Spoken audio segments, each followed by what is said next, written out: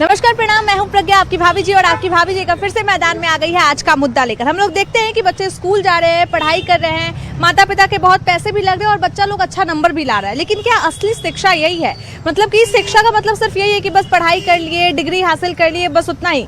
लेकिन हम लोग देख रहे हैं कि आजकल बच्चों में जो है वो थोड़ा दूसरों का सम्मान करने की कमी आ गई है। ऐसे में सबसे बड़ा सवाल यही उठ रहा है कि क्या डिग्री ले लेना या फिर परीक्षा पास कर जाना ही असली शिक्षा है, या फिर उन्हें अपने जीवन कैसे जिए इस बारे में भी जानकारी होनी चाहिए, बड़ों की इज्जत कैसे करें इस बारे में भी जानकारी होनी चाहिए। ऐसे बहुत सारे सवाल उठते हैं। ऐसे में आपके भाभी जी सीधे मैदान में आ गई है। चलिए सीधे जनता के पास चलते हैं और जानते हैं कि क्या हमारे बच्चों को सच में अभी के समय में असली शिक्षा मिल रही है। भैया, हम लोग देखते हैं कि बच्चा लोग स्कूल जा रहा है, पढ़ाई कर रहा है, नंबर भी ले आ रहा है, लेकिन जो नॉर्मल हम लोग बड़ा लोग का इज्जत करते हैं, ये सब बहुत कम हो गया अभी के बच्चा लोग। कारण है, पहले मोरल साइंस पढ़ाई होता था, उसमें डिसिप्लिन के बारे में बताया जाता था और बताया जाता था कि कैसे गुरुजन को या अपने बड़े वाले लोगों को आदर किया जाता है। अभी ये थोड़ा सा देखा जा रहा है हर स्कूल में, खास करके इंग्लिश मीडियम वाले स्कूल जो हैं उसमें ये सब बताया नहीं जा रहा है, यहाँ तक कि हिंदी वाले में भी। अभी जो प्रॉब्लम है हम लोग के साथ, अभी देख रहे हैं कि हम भी एक टीचर हैं तो इसमें फेस कर रहे हैं कि जो बच्चों को इज्जत देना चाहिए उस तरह का इज्जत नहीं है। जैसे कहीं बच्चा मिलता है तो कोशिश करता है कि हम सर से ना मिलें क्योंकि प्रणाम करना पड़ेगा। हाँ, चेहरा देख करके भागता है।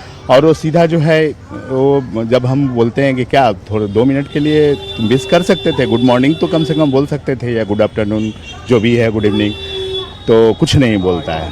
इसका मुख्य उद्देश्य और भी है बच्चों का कि हम पैसा दे रहे हैं, हम पढ़ रहे हैं, चलिए ये बात सही है, लेकिन घर से भी ये बात नहीं जा रहा है बच्चों के बीच मैसेज कि आप बड़ों को आदर करें। हम लोग पहले थे कि कोई भी आता था घर में तो पैर छू कर के प्रणाम करते थे।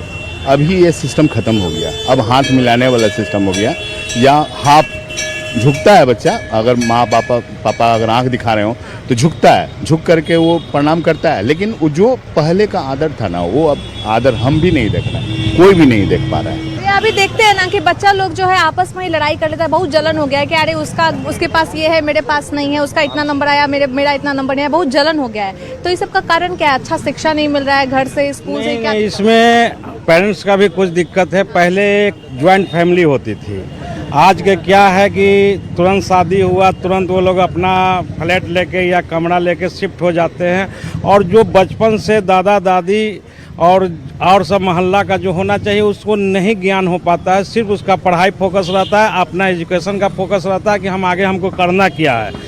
उसको अब दुनियादारी से मतलब नहीं रहा है। पहले हम लोग तो खेलते थे, गांव समाज में जाते थे, खेलना कूदना सब होता था, तो एक दूसरे का इज्जत करते थे कि वो मेरे चाचा है, वो मेरे दादा लगते हैं मेरे। अब उन बच्चों को सिर्फ पता चलता है कि मेरी मॉम है, ये मेरी डैड है। कहीं ना कहीं कमियां हम में भी है। सिर्फ स्कूल प्रशासन को बोलना ही गलत होगा, इस कमियां हम में भी है। अब तो ये भी देखते हैं कि घर में कोई मेहमान आता है तो बच्चा लोग अपना रूम में चल जाता है, बाहर नहीं निकलता। उसका भी एक रीजन है कि पहले क्या था कि अगर 6 परिवार है तो 6 एक साथ स्लीपिंग करता था, सोता था और जागता था, और हर कोई बताता था कि रे बाबू तुम पानी ले आओ, ये लिया वो लिया। आज क्या होता है कि बच्चे को अलग सुला देते हैं, गार्जियन अलग चले जाते हैं, बड़े गार्जियन अलग चले जाते हैं, यानी एक घर में भी रह के वो पड़ोसी हो जाते हैं। ये भी कारण है। इसलिए अगर कोई मेहमान भी आ जाए तो उसको समझ में नहीं आता कि मेरे को लगते कौन है, तो वो उनसे दूरी बना लेते हैं। कुछ कमियां हम में हैं, कुछ कमियां स्कूल वगैरह में भी अब नहीं बताया जाता है, और इसका और भी कारण है। देखिए, स्कूल में पढ़ने के साथ साथ जो घर का वातावरण, परिवार में पिता माता, परिवार और समाज, ये भी इसका भी अनुभव हर बच्चे को मिलना चाहिए, जिससे कि बड़े कौन है, छोटे कौन है, किनको सम्मान करना है, किनको आदर करना है, और जो गेस्ट आते हैं उनके लिए सम्मान कैसे करना है। ये अलग से जो है ये घर में ही सीखता है लोग। तो पहले लोग जो थे सामूहिक परिवार था, बड़ा परिवार अगर है तो एक साथ लोग रहते थे, बच्चे उसी वातावरण में पैदा जीवन अपना पढ़ भी रहे हैं और इन्वायरमेंट भी उसी तरह मिल रहा है लोगों को। तो एक दूसरे का सम्मान, बड़े को देखते थे तो उसको देखकर अपने को अडॉप्ट करते थे। अब क्या हो गया है कि परिवार जैसे ही बड़ा हो रहा है, शादियां हो रही है, शादी के बाद परिवार अलग हो जा रहा है, तो जैसे ही परिवार की शादी होती है अलग हो जा रहे हैं, बच्चा हो रहा है तो अलग जीवन में उसके साथ साथ पढ़ाई के साथ साथ पढ़ाई में तो अच्छे नंबर ला रहे हैं, लोग मेहनत भी कर रहे हैं। बिहार के बच्चे में एक क्वालिटी है कि बच्चे बिहार से बाहर जाके अच्छे पढ़ ले रहे हैं, यहाँ भी पढ़ रहे हैं और हमारे हिंदुस्तान में अच्छा स्थान प्राप्त कर रहे हैं। यूपीएससी वगैरह में हम लोग को परिणाम देखने को मिलता है कि हमारा बिहार का भी 1 to 10 में बिहार का अगर 10 लड़का है में 5 बच्चा बिहार का ही है। तो प्रतिभाएं तो हैं, मगर जो इसका घरेलू जो है, घर में जो शिष्टाचार और वातावरण मिलना चाहिए वो नहीं मिल पा रहा है। कारण एक और है कि मोबाइल जीवन में, पढ़ाई के साथ साथ मोबाइल भी जीवन में एक दोस्त के रूप में हो गया है कि लोग हर चीज़ अब मोबाइल से शेयर करते हैं, मोबाइल से ही देखकर अपना जीवन में उस जीवन को उतार रहे हैं। तो ये बहुत बड़ा बाधक है मोबाइल भी। मगर हम समझते हैं कि स्कूल में जिस तरह से शिक्षा पढ़ाई की ओर दी जा रही है, परिवार में कैसे जीना है, कैसे वातावरण में रहना है, परिवार में एक दूसरे को कैसे रिस्पेक्ट करना है, बड़े छोटे को कैसे रिस्पेक्ट करना है, समाज में कैसे रहना है, इस पर भी हम समझते हैं कि स्कूल में इस तरह के वातावरण को बनाना चाहिए। लेकिन स्कूल का बात किया जाए तो स्कूल में टीचर लोग बोलते हैं कि आप लोग घर पे पहले देखिए, घर तो पहला विद्यालय है, उसके बाद फिर स्कूल में बच्चा लोग आता है। बात उनका कहना सही है। घर तो एक स्कूल है ही, घर एक मंदिर है, घर में ही पहले शिक्षा प्राप्त करता है लोग। तो हम ये कह रहे हैं कि घर में माहौल इस तरह का वातावरण जो बन गया है, जिसके कारण से बच्चा अकेलापन महसूस कर रहा है। बच्चे मान लें परिवार में 4 भाई हैं, 4 भाई की पत्नी है, बाल बच्चा है, चारों परिवार अलग अलग रह रहा है, तो इससे बहुत बड़ा असर पड़ रहा है। तो हम समझते हैं कि अगर स्कूल बच्चे के गार्जियन में अगर इस तरह का माहौल बनाएं कि परिवार को एक साथ कैसे महीना में जो है कि नहीं 15 दिन हम लोग साथ में रहे, उससे क्या है कि एक दूसरे का बच्चा घुल मिलेगा, बात करेगा, सम्मान करेगा। एक बड़े जब सम्मान छोटे पे करना चालू करेगा, उसी तरह बच्चा भी छोटे बड़े को सम्मान करना चालू करेगा। और समाज में रहने का तरीका भी ज़रूरी है। ये बहुत ज़्यादा घटता जा रहा है। जो बच्चा आज के जनरेशन में है कि समाज में कैसे जीना है, कैसे रहना है, कैसे छोटे बड़े को सम्मान देना है, ये कहीं ना कहीं कमी होता जा रहा है। तो ये स्कूल से प्राप्त नहीं होगा, ये घर से ही प्राप्त होगा। ठीक है, स्कूल में उस तरह का माहौल बनाया जाए, उस तरह के लोगों को ज्ञान दिया जाए बच्चे को, तो बच्चे स्कूल के ज्ञान से ज़्यादा प्रभाव पड़ता है घर के ज्ञान से।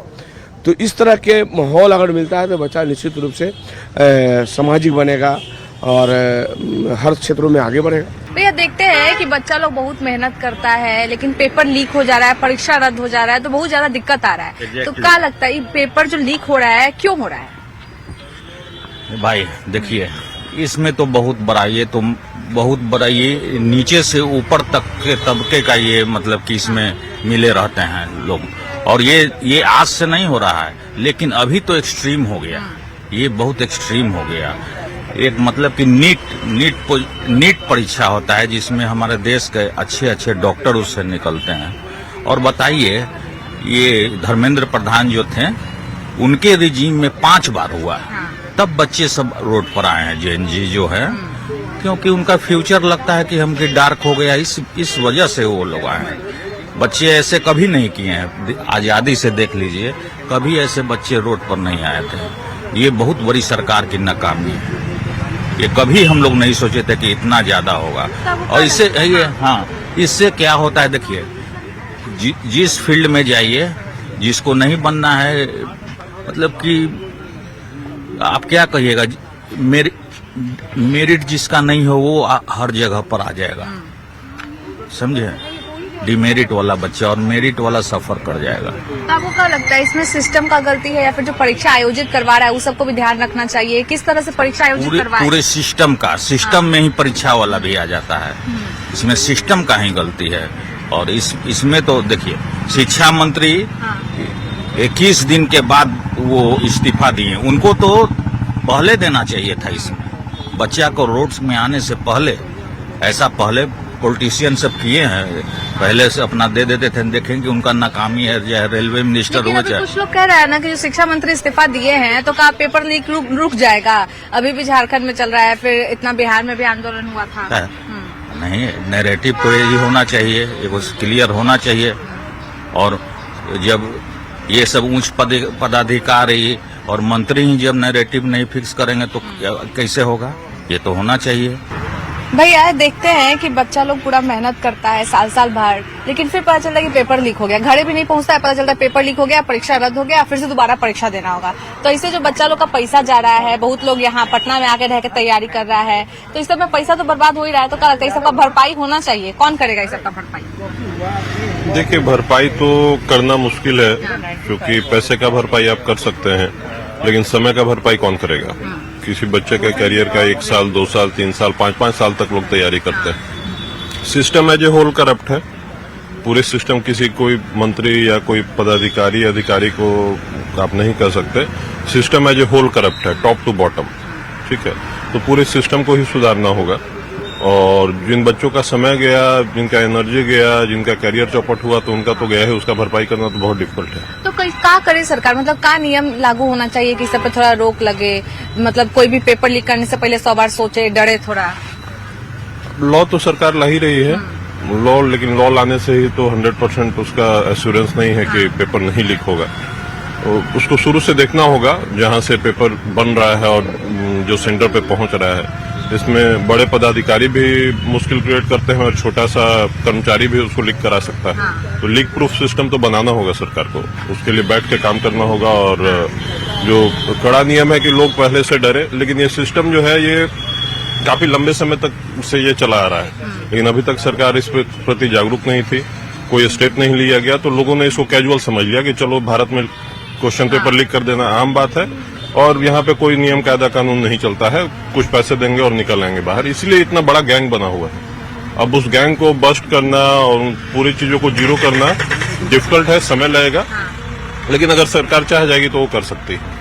भैया हम देखते हैं कि यही हम लोग का देश है जहाँ बीपीएससी का पेपर लीक हो रहा है, झारखंड में जो एग्जाम हो रहा है उसका पेपर लीक हो रहा है, लेकिन यूपीएससी भी एगो परीक्षा होता है जिसका आज तक हम नहीं सुने, चाहे आप भी नहीं सुने होंगे कि पेपर लीक हो। तो क्या कारण? ऑनलाइन मोड में जो भी होता है एग्जाम, उसमें पेपर लीक नहीं होता है। जो ऑफलाइन होता है, नीट में ऑफलाइन है, इसलिए उसको अगर ऑनलाइन कर दे गवर्नमेंट तो कैट में कहाँ होता है पेपर लीक, जेई में नहीं होता है।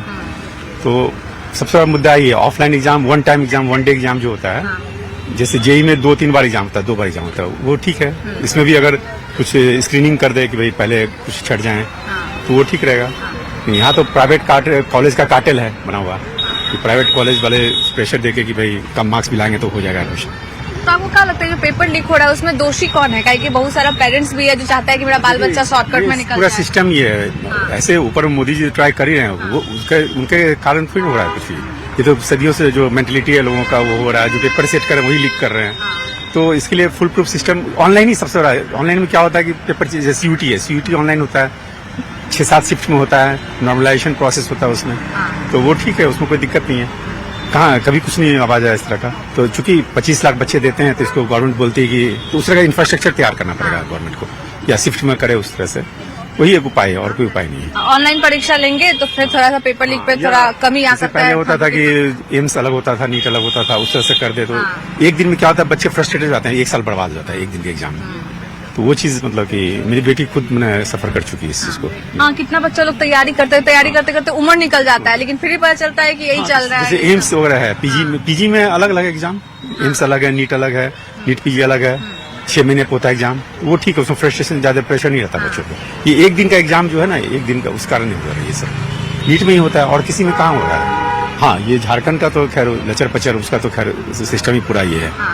अब विरोधी करना तो सबसे विरोध करना चाहिए आदमी को। और राहुल गांधी हैं, वो थोड़ी नहीं कि पेपर लीक के लिए कर रहे हैं या फिर उसके लिए कर रहे हैं, क्या नाम है, चढ़ावा के लिए कर रहे हैं, वो अपना उल्लू सीधा करने के लिए कर रहे हैं। बच्चा लोग के नाम पे अपना अपना सब वो जाने मोदी चले जाए, हम गवर्नमेंट बना ले, बस यही उनका मुद्दा है और कुछ नहीं। सब समझ बच्चा लोग से कोई लेना देना नहीं है, पेपर लीक से कोई लेना ऐसा रहता तो सब जगह जाके करते वो लोग। मेन वही है, ऑनलाइन मोड में करना चाहिए गवर्नमेंट को, इसको सोचना चाहिए। ये कई बार ट्राई किया गया, 5 साल से ट्राई किया जा रहा है कि ऑनलाइन मोड में कोई दिक्कत नहीं है, उसमें पेपर चेंज हो जाता है तुरंत में। नॉमिनेशन प्रोसेस किसी को पता भी नहीं चलेगा क्या क्राइटेरिया नहीं है, और उसमें सारा कंप्यूटर करता है, उसमें वही एक उपाय है और कुछ नहीं। अभी आपको क्या लगता है इसमें बड़ा लोग का हाथ है कि छोटा छोटा कार्यकर्ता लोग है, वो लोग है कि जो सिस्टम जो परीक्षा आयोजित करवा रहा है वो लोग का गलती है? किसका दोष है इस सब में? देखिए, पेपर लीक में बहुत बड़ा नेक्सस है, उसको इतना जल्दी तोड़ा नहीं जा सकता। उसका एक नेक्सस है जो पेपर निकालने का, उसका यही बिजनेस है।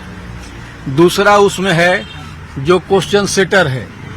तीसरा जो लॉजिस्टिक में पिछला बार सुना गया कि जो गाड़ी से जा रहा था उसको 2-4 लाख रुपया दिया कि 2 मिनट के लिए रोको, और ताला तोड़ करके एगो से फोटो खींच लिया मोबाइल से और फिर ताला ऐसी करके भेज दिया। तीसरा वो है। चौथा है जो कोचिंग चलाते हैं वो लोग कि हमारा कितना लड़का पढ़े और कितना पैसा आवे, कितना नाम हो। और चौथा वो गार्जियन है जिनका बाल बच्चा पढ़ने लायक मेरिटोरियस नहीं है, लेकिन पैसा के बदौलत तो चाहते हैं कि कुछ कर दें। ये चारों पांचों का नेक्सस है और इसको तोड़ने में धीरे धीरे टाइम लगेगा। अभी सरकार ने बहुत बढ़िया किया। भैया देख रहे हैं कि बच्चा लोग स्कूल में पढ़ने तो जा रहा है, लेकिन आपको क्या लग रहा है अभी जो बिहार का शिक्षा व्यवस्था है उसका स्तर गिरा है कि बढ़ा है पहले से? शिक्षा का स्तर गिरा है या बढ़ा है तो कंफर्म ये नहीं कर सकते। ऐसे तो देख रहे हैं विद्यार्थी लोग एग्जाम देने आ रहा है और पढ़ने वाले जो कुछ बच्चे हैं जो कि सीरियस तैयारी भी करते हैं, ठीक है। और जो बच्चे जो है वो मान लीजिए स्कूल बंक करते हैं, कुछ करते हैं, तो ऐसा बच्चा जो है वो नहीं भी पढ़ पाता है, सभी है। तो उसके लिए भी है, गवर्नमेंट तो इंतजाम करके रखी ही है। जैसे बिहार बोर्ड ओपन स्कूलिंग जहाँ यहाँ एग्ज़ाम जो चल रहा है वो ऐसे बच्चों के लिए जो स्कूल छोड़ चुका है और स्कूल नहीं जा पा रहा है, तो सरकार की तरफ से व्यवस्था तो है ही कि वो ताकि वैसे बच्चे जो छूट गए हैं, एग्ज़ाम नहीं दे पाए हैं, अपना रेगुलर स्कूलिंग नहीं कर पाए हैं, तो कम से कम जो है वो इस बोर्ड के माध्यम से घर पर बैठ के पढ़ाई करके एग्ज़ाम दे सकते हैं। अच्छा भैया, ये भी बहुत शिकायत रहता है ना कि बच्चा लोग में अब मेहनत करने का जज्बा नहीं है, मतलब पढ़ाई नहीं करता है, स्कूल भी जाता है तो इधर उधर घूमने चला जाता है, चाहे बैठ के बात करते रहता है, अब पढ़ाई नहीं करता है। नहीं, ऐसा तो हमको तो नहीं दिखता। हमको तो नहीं दिखता, बाकी लोगों का राय हो, लेकिन हमको तो नहीं दिखता ऐसा कुछ। मतलब बच्चा लोग अभी पढ़ाई कर रहा है, मेहनत पढ़ाई करता है। देखिए हम क्या बोल रहे हैं, बच्चे जो पढ़ने वाले हैं एग्जैक्टली हायर एजुकेशन में जो पढ़ने वाले बच्चे हैं वो सीरियसली पढ़ते हैं। यहाँ पटना में इतने हॉस्टल हैं, कोचिंग है, सारे लोग पढ़ रहे हैं ना। बेवजह घूम तो नहीं रहा है, जो घूम रहा है बच्चा वो घूम ही रहे। फिर वो तो कितना भी पढ़ ले कुछ नहीं होने वाला, क्योंकि तो घूम रहे हैं। हाँ, जिनको बेवजह घूमना है या बदमाशी करना है तो कुछ नहीं करेंगे, लेकिन जो पढ़ने वाले सीरियस बच्चे हैं हॉस्टल में रह के, छोटा डेरा लेकर के, रेंट पे रह करके लोग पढ़ाई कर ही रहे। यहाँ पे और भी लोग हैं। भैया आपको क्या लग रहा है अभी के टाइम में जो शिक्षा व्यवस्था है उसमें बच्चा लोग मेहनत कर रहा है, अनुशासन में है कि और ज्यादा मेहनत की जरूरत है, या फिर शिक्षक को अपने आप में सुधार करना चाहिए? तो थोड़ा सा बच्चा भी अपने आप को क्वालिटी नहीं समझ पाता है कि हमको क्या करना चाहिए। गुरु जी से डर भाई तो पहले ख़त्म हो गई है। पहले हम लोग कहते हैं भाई गुरु जी से डरते थे, भाई मारेंगे सर पे। अब वो कहीं से नहीं हमें कि कुछ मारना भी नहीं है। तो बच्चा को पढ़ने के लिए कुछ तो भय होना चाहिए स्कूल टीचर वाला के। टीचर भी थोड़ा उतना नहीं ले पाते हैं भाई कि नहीं मारना है भाई, या किस तरह कोई बात हो जाएगा भाई तो हम पर आप जवाब दे ही जाएगा, इसलिए टीचर भी उतना रिस्पेक्टेबल नहीं लेते हैं। हाल फिलहाल में हम देखे हैं कि अरवल में अभी बच्चा को मास्टर साहब लेके डंडा से मार रहे हैं, भगा रहे हैं कि स्कूल में जाओ। बच्चा खिड़की से तरफ के बाहर चल रहा है। अब उस परिस्थिति में मास्टर साहब कितना उसको गाइडेंस करेंगे, क्योंकि मार नहीं सकते हैं। वो कहते हैं अंदर चलो ना चलो। थोड़ा सा शिष्टाचार में बहुत कमी हो जाते हैं आज के युग में, कि बच्चा को गुरु के प्रति उत्तरदायित्व होना चाहिए। और उनको भी लगता है कि हमारा गुरु चाहते हैं, लेकिन चाह के भी टीचर उतना मारपीट कुछ नहीं, दबाव नहीं दे सकते।